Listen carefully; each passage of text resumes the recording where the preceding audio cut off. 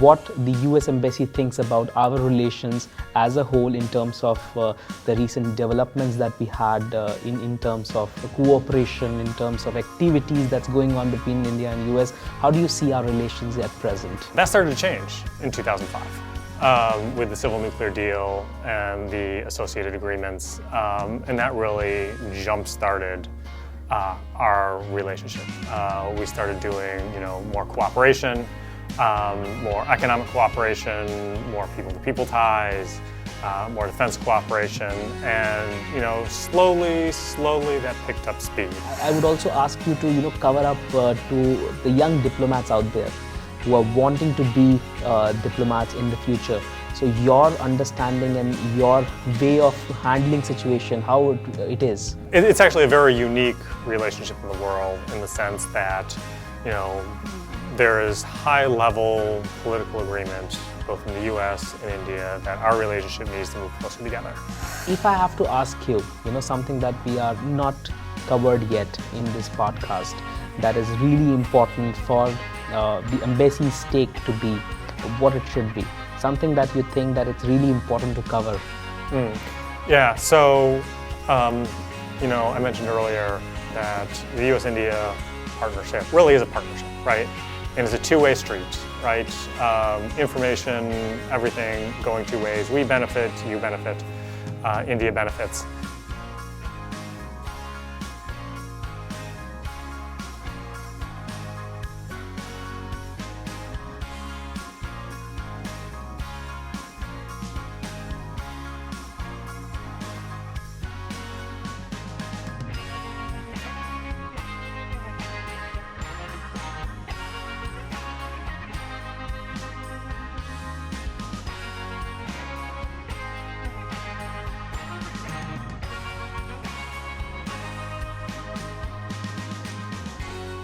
Welcome to the very exciting series Global Discussions by Movastacon Foundation, where we dwell into the understandings between India and the other countries.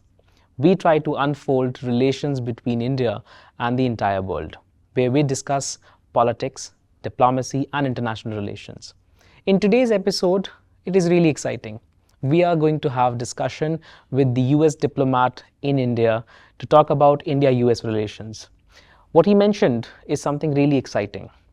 He mentioned about the policies that is going on between the two countries, the issues that we have which has to be taken care of, and of course, mentioned about the policy of having much more enhancement of these relations. He did mention about something which is really curious, I'm curious to know, which is the India-US standards. Let's see how it goes. So it's a very nice morning out there in New Delhi, and we are having a wonderful conversation with you. Thank you so much, Mr. James Plasman, to join us for this podcast series. Yeah, absolutely. I am thrilled to be here with you, Mohit. The US-India relationship is something I feel very passionate about, and I love the opportunity to talk. Wonderful. And since you're there for more than a year in New Delhi, I'm straight away asking you one thing. Are you a coffee person or a chai person? That's a good one. Coffee in the morning, for sure, 100%. My caffeine intake keeps on going up every decade. But then in the afternoon, it's chai. No chini, but... Oh, wonderful, wonderful.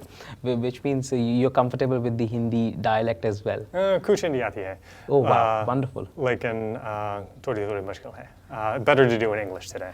Wonderful, wonderful. So next time, we hope so that next time whenever we are doing the podcast again with you after some time, it would be in Hindi. Next time. Lovely, lovely. That's the confidence it should be. Now, one of the most exciting thing that is something that people are listening about all the way around in terms of, two big superpowers in the world, people are thinking about the two countries, US and India. Now, in terms of our understandings, of course, India and US relations are growing ahead big time. But, if I have to ask you in particular from the embassy perspective, what the US Embassy thinks about our relations as a whole in terms of the recent developments that we had in terms of cooperation, in terms of activities that's going on between India and US. How do you see our relations at present? Yeah, absolutely. Great question. What I'd like to do is just sort of back it up a moment and sort of think back. Prior to about 2005, the US-India relationship was at a standstill. Like, it was in the deep freezer. There was just not much happening, and all sorts of mistrust and bad blood. That started to change in 2005 with the civil nuclear deal and the associated agreements, and that really jump-started our relationship.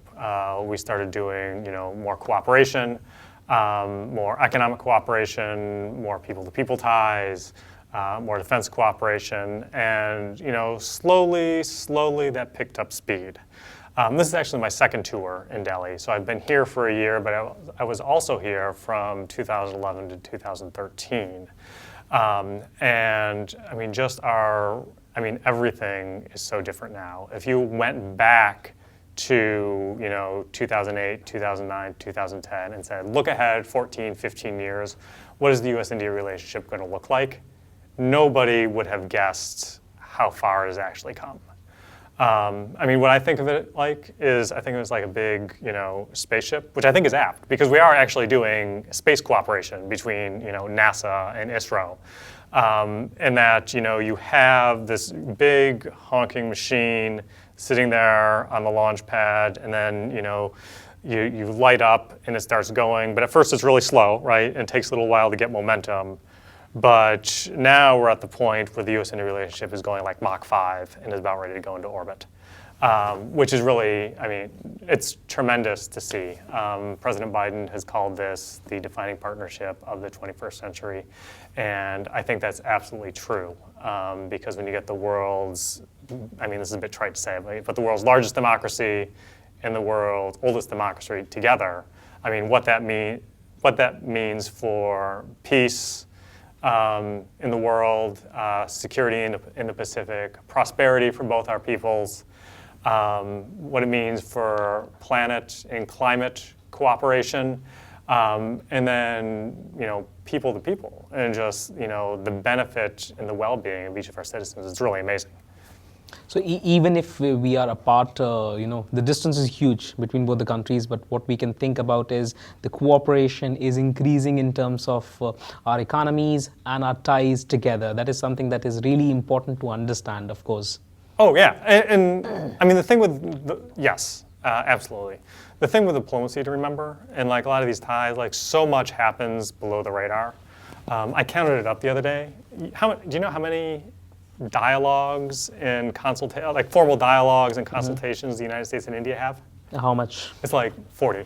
Wow, okay. Right?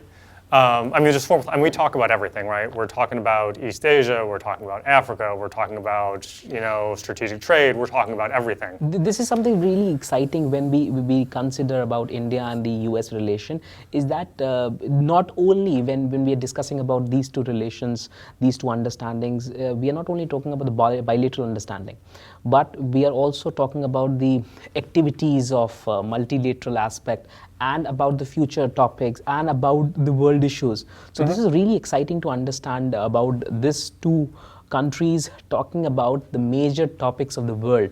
That's really is giving us a deep intent towards our understanding together. Oh yeah, when we say partnership, we mean partnership, and it's both ways, right? Yes. Communication is both ways, and we're not talking about what's happening in India or just what's happening in the United States. We're talking about the other aspects of what's happening in the world, right? Where can the U.S. and India cooperate in the Indo-Pacific for a secure, open, prosperous Indo-Pacific, right? What can we do to collaborate, not just, trade, us selling things to India and India selling things back to the US, but Indian and US companies and startups getting together to create new things, create new, intellectual property that are going to be, the next big invention, the next big thing, the next critical piece of military, hardware for whatever conflict happens to come next. I mean, those are the kind of things that when we talk about the U.S.-India relationship and the potential of it, I mean, that's really what we mean. Yes, absolutely. And after 2014, our defense cooperation has been extended, and we have been doing more application to that. And of course, in terms of our cooperation, we are looking for more innovation, research-based understanding. That is really important in terms of our companies in India and the US companies interacting more in terms of doing joint activities. Many of the US ideas we are seeing, they are working in India, and of course, Indian CEOs working in the US. So ultimately, this is the kind of understanding that should be there. And as you mentioned, that it's not only about the trade from one country to another. It's more about the cooperation that we are wanting to achieve, which is more in-depth between our companies, our organizations, and with the people. Of course, that's really important. One thing that really excites me to understand, and I really want to ask you this, that US has been propagating the US dream. The staying in US and working in US. One of the toughest thing that comes to my mind in terms of propagating this idea. Do you think that the US has sell out this property more, and now it has turned out to be the people are coming, inflow of people there, everybody is wanting to be in the US, be in the States in terms of getting a better life? So do you think that it has overdue the topic? How do you see this? Yeah, I mean certainly, I mean, I'm speaking as an American diplomat. I do firmly believe that America is the greatest country in the world. And, I'm thrilled that so many people want to come to the United States because they see the benefit, right? I mean, for themselves personally, but I think also for their own country to collaborate and innovate with the United States. And certainly those people-to-people ties is something that we want to, promote and continue promoting. And I mean, we're working very hard at that. I mean, it's amazing to see last year, there were 1.4 million visas processed from India. Here, from India altogether. That's 1 in 1,000 Indians applied for a visa to go to the United States, whether that's to visit family or to study or for whatever purpose. And we're on track to do that again this year. So that's really amazing to see. And I mean, it's really the bedrock, I think, of our relationship are those people-to-people ties. Yeah, I mean, I like I said earlier, I mean, it's a two-way street. I mean, one of the things that I hope that the direction can go next over the next decade is that we can have 1.4 million Americans applying to come to India. Absolutely. As well. Absolutely right. Absolutely. I mean, it's such an amazing place here. But it has started. We are seeing more of the companies from US wanting to be a setup, having a setup in India. So they're looking at it as a bigger market, because India, of course, is a bigger market to supply. So of course, the States is looking for opening up companies, setups, their branch offices. So this is a good news. In fact, this is something that would definitely enhance our people-to-people as well as economic ties. Absolutely. I do believe that. Now we are shifting a little bit towards the political game, if I may ask, in terms of the cooperation that we have. Every year, we see a very cordial understanding between our two countries. Now, as we are talking on this interview, and at this time, there's a general election going on in the US. I've heard. Yes. Yeah. So ultimately, this. How do you think that this will affect India-US relation in the very foreseen future? Yeah. So there is most definitely an election going on next week. I think we're a week out from Election Day as we're filming today. So I mean, I have no prostication. I don't know what's going to happen or might not happen about that. But I think what I can say when it comes to the U.S.-India relationship, that there are very few things in which there's bipartisan consensus on in Washington, D.C. One of those things is that India is a friend of the United States. And I'm confident that that is going to continue no matter who wins on November 5th. I mean, the fundamentals that are there driving the U.S.-India relationship, I think those are going to continue. I think it's important to remember, especially, right? with President Biden, whether it's President Trump or President Harris, that would be the Bush, Obama, Trump, Biden. That would be the fifth administration where U.S.-India ties have been advancing and growing. So, I mean, India, I think, goes above party, goes above politics, and people from both sides of the aisle see the integral relationship our relationship with India has for peace, security, prosperity, and benefiting the planet as a whole.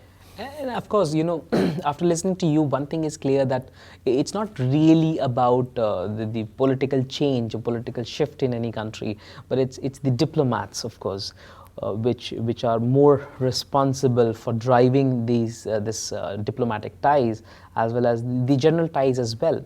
So, of course, as a diplomat based in the New Delhi, and the idea is to have much more cordial understanding between the countries. So, what it is like a diplomat, to maintain this relation in spite of change, in spite of a lot of clashes sometimes it's a very jolly moment. So how it is to be a diplomat in a country, and of course, we are talking about a diverse country like India. So how do you see your experience in, and I would also ask you to, cover up to the young diplomats out there who are wanting to be diplomats in the future. So your understanding and your way of handling situation, how it is. Yeah, so, I mean, I'm very fortunate and privileged to be able to work on the U.S.-India relationship now at this point in time. It's actually a very unique relationship in the world in the sense that, there is high-level political agreement both in the U.S. and India that our relationship needs to move closer together. But we don't have that long history that we do with other partners where we've been working with them for 70, 80 years or longer, where the relationship is basically set and we know how we work with each other, and we're just going to keep on doing that. All of that is getting defined right now. So, it's a very unique moment, and I think a very important thing that we are doing with India now, both here and in Washington. Certainly, I think of the U.S.-India relationship is it's almost like we're family now, right? There are ups and downs. You agree on some things, you don't agree on some things, that's fine, but we're in this together. We need to work together and figure out how to make it work, and that's what we're doing. Absolutely true, and that's very reassuring to hear that. You mentioned that a lot of people are applying for the US visas and they're getting a lot of numbers. It's 1.3 million, you said. That's a lot of people, of course. But still in India, people are facing a very huge issue of not getting the proper timings and issues of visa delays. And especially it has been in the media from a long time now. So what is the take by the embassy as a whole? Because we are targeting 1.5 billion people in India. So such a big number it is, and every day we talked about the US dream. So people are wanting to go and experience the US dream. So how prepared the consulates in India as well as the embassy as a whole is prepared for taking this big number and curb the delays that's happening? Yeah, that's a good question. Certainly, we're thrilled that there's so much interest in going to the United States from India. I think that's really important, and there's so much to be gained for both countries by having those constant interactions. 1.4 million is a lot, no matter how you cut it, right? We are an embassy and 4 consulates. It just takes a lot of time to process that. I know my consular colleagues are the most professional of professionals, and they're working really hard. They're working 6 days a week on this at times to make sure people can go and can get their appointments. I can't really speak for them. What I can encourage people to do is plan ahead. Please, plan ahead. And we're going to do everything we can to make sure that those who need to travel are able to travel. In terms of people to people connect, one thing is important, that of course the people who are in diplomacy, the people who are working on both the sides in terms of politics, in terms of international relations, they are more concerned about the upper fold of this layer of relation building, etc. How do you see that ordinary people, they can contribute in terms of the people, the people from the US or people from India, how these ordinary people can create more synergy in terms of maybe businesses, maybe the connections that we have, maybe the soft areas like education, like of course like idea sharing in terms of cooperation. What is your suggestion for the ordinary citizens of both the countries? Yeah, I mean, it's amazing to see too over the last 15 or 20 years. I mean, just the amount of cultural ties and like how that has built up. I mean, you have something like 4 million Indian Americans in the United States now. And you're seeing that by cricket is a fast-growing sport. You're seeing increased prominence of Indian Americans in Hollywood. I mean, some of our biggest companies are run by Indian immigrants, which is great, certainly. And of course, it comes the other way as well. I mean, plenty of American culture. I mean, I see it here in India all the time. Come here too. So, I mean, people can just keep on doing what they've been doing. I mean, the U.S., it's like gravity almost, right? The U.S. and India are just two big forces that are perpetually drawn together.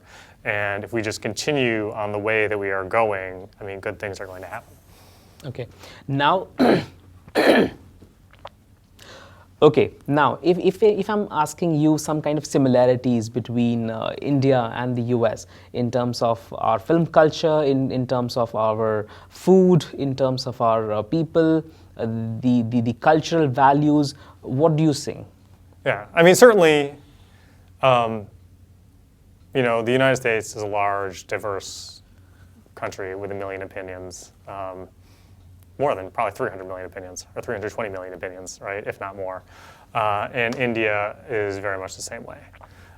So certainly, as an American, we can appreciate India's diversity and the strength that brings, and the democratic process, and making sure everybody gets heard, and so on and so forth. And I'm sure Indians feel the same way about the U.S. I mean, certainly, like as a diplomat, sort of keeping that in mind of like how big, messy governments operate, I think it helps in mutual understanding in the relationship, because there's so much going on and so much that we want to accomplish, right? And it's not easy. We're breaking new ground, right? Because I might have a conversation, or maybe somebody at a high level has a conversation with their Indian counterpart and say, yes, let's do this, this is great. And then you got to go back to whatever other agency and bring people along and build consensus for it.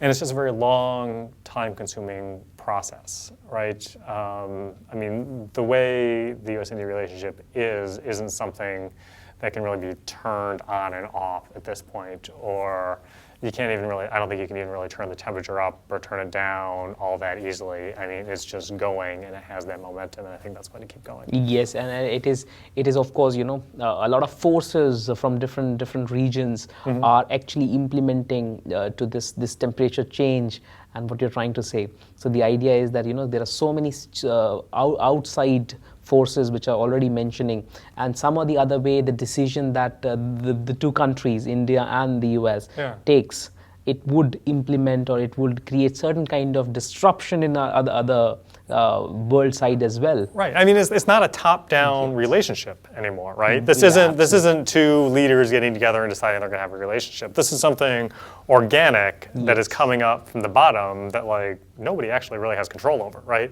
It is just happening because our two countries are such a good fit for each other. Okay. If I ask you that something that is still not been done and would be a critical point in our understanding between the two countries, a perspective of the US Embassy in India, what it could be, which sector do you suggest, and the kind of operations that we should be doing, which is now we are not doing, or something which we are lesser doing? So something that you suggest. Right. I mean, it's hard to pinpoint just one thing, right? I mentioned earlier we have 40 dialogues, official dialogues that are going back and forth. I haven't actually sat down and like run the numbers on this. I would venture to say that there is a senior level person from Washington, from some agency in India, every day of the year, right? Like assistant secretary level on up. Somebody from some agency is here, working on something, advancing something, preparing for the next high level engagement. And a lot of this just goes on behind the scenes. It just goes, it happens, like it's not flashy. You don't necessarily see an immediate payoff, right? Things that are happening now, got their start, 10 years ago. What's the phrase? It takes 15 years to become an overnight success, right? And I think that's where the US-India relationship is, right? It is successful now because of the groundwork that was laid 15 years ago. And what we're working on now is not, something for next week or even next year. We're laying the groundwork for what the world is going to look like, 10, 15, 20 years from now. Wonderful. And as we are moving ahead on these terms and these understanding, of course, this is very interesting insights that you bring together in this ground.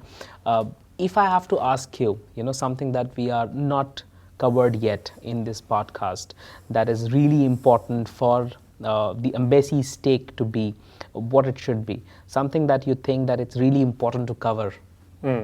Yeah, so, I mentioned earlier that the US-India partnership really is a partnership, right? And it's a two-way street, right? Information, everything going two ways. We benefit, you benefit, India benefits. It's great that we have so many people going to the US. I'd love to see more US researchers, US academic, US think tankers coming to India, right? Because, I know because I live here, and because you live here too, it is impossible to understand India from a distance, right? You need to be here, meeting people, talking to people, understanding the different regions, understanding thinking to really get that. And if there's one thing that concern is too strong of a word, but one thing that I'd like to see more is that we even out that balance of travel so, more Americans can, understand the US-India partnership and what it means for the world. Wonderful. That's really important in terms of, our understanding. And if I ask you your personal experience in India, in terms of, being in India, in terms of operating and seeing how India looks like, all these activities, what is your best part? The best part of it, there's so many best parts, right? Just like culturally, the food can't be beat. Indian food was always my favorite. It still is my favorite. And there's just such a variety too between north, south, and east, west. Certainly the different regions. The Himalayan region is just beautiful, absolutely beautiful. And I've seen mountains in the U.S., but it's different here. It's on a totally different level.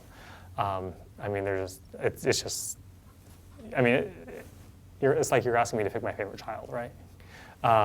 Everything is really great. Thank you very much, and it's really exciting to understand all these dynamics that is going on. If I ask you that, the future perspective, we are moving in a world where more of the visual appearance is there, and then AI and the space technology that you're mentioning, all these things are covering up. How do you see this understanding between the two countries, and in terms of also regulating it? How do you see our relation in that? Yeah, I think that's a really good question, and I think that's one of the key elements of the US-India relationship, right? These AI, quantum, we're talking about chips, computers, very advanced things, that these are going to be the defining features of the next, 15, 20 years, however long.